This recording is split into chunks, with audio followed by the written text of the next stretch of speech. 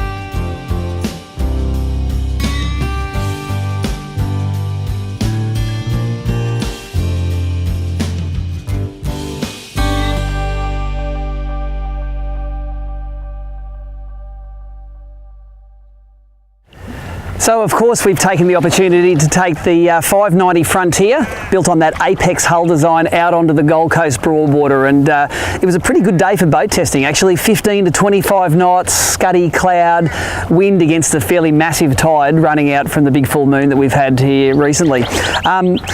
This Apex hull design, one of the features is that higher side deck, and the impression you get when you get in this boat is just how massive it is inside. It seems very deep, it seems very wide, it seems really long. You fit a lot of people and a lot of gear in this boat for a camping trip away. But also if you're in North Queensland and you're worried about crocodiles coming in the side, there ain't a crocodile which is going to slither into this. They'd have to take a running jump from a bank to get in there. Combined with the Evinrude G2, of course the guys at Quintrex import Evinrude outboards, so the R&D guys made sure that these hulls match these outboards perfectly. And I can't talk enough about the low end torque in these motors. It just jumps up onto the plane, but even in that 2,000 to 4,000 RPM range, it really pushes you back in the seat when you put the throttle down. They're a really fun motor to drive. And of course the power steering and iTrim options on this motor make it really easy. If you come from hydraulic steering, it's always a little bit daunting at the start, I suppose, to have such light steering all the way through the turn range, and whether you're trimmed in, going fast, going slow, the steering is the same. It's the same tension on the steering the whole time, and it takes a little bit of getting used to, but it's a good thing. It's like power steering in a car. Once you've had it, you wonder how you've ever done without it.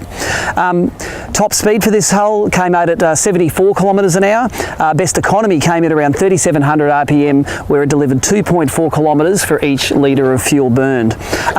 When you see some of the cutaways here, it's not two boats we had on the water, these Quintrexes. They have one really nice wrap design on one side and then the nice clean new Quintrex stripe side on the other. So it's actually one boat just wrapped differently. That's a trick of the trade, I'm letting you in on there. Of course, the more aggressive entry and the way they've modified the chines lets you sort of trim this boat down in and get the best out of the hull. It's a heavy hull, it's a 5.9 metre boat, and there wasn't a chop in, which would have gone up to say 60 to 70 centimetres in the broadwater here that worried this at all.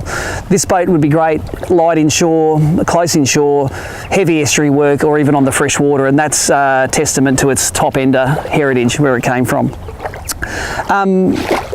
The F-Series Quintrexes have always been a sort of an acquired taste. I know when they released the design of that pickle fork bow, everyone sort of stepped back a bit and thought, oh, do they look any good or not? Well, I think we're all over that now, and we all agree that the added space you get in the front of the boat and the better ride you get from this hull, you'll take the pickle fork design every day of the week for those added features.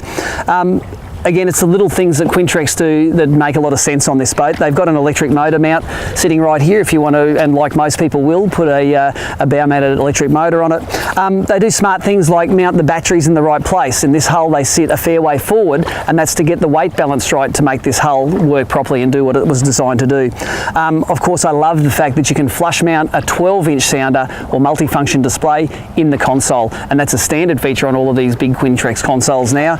Anyone that's going to buy a boat like this is probably going to put some big electronics in it, and you don't want them hanging off a ram mat on the side or at a place where they can get in the road. Flush mount is where those big electronics need to be. And I love the new little features like the glove box, which sits down under your knee. It's a place where you can put your mobile phone, you can put your wallet, you can put your keys, anything you need to keep dry on a day on the water, that's where it can go.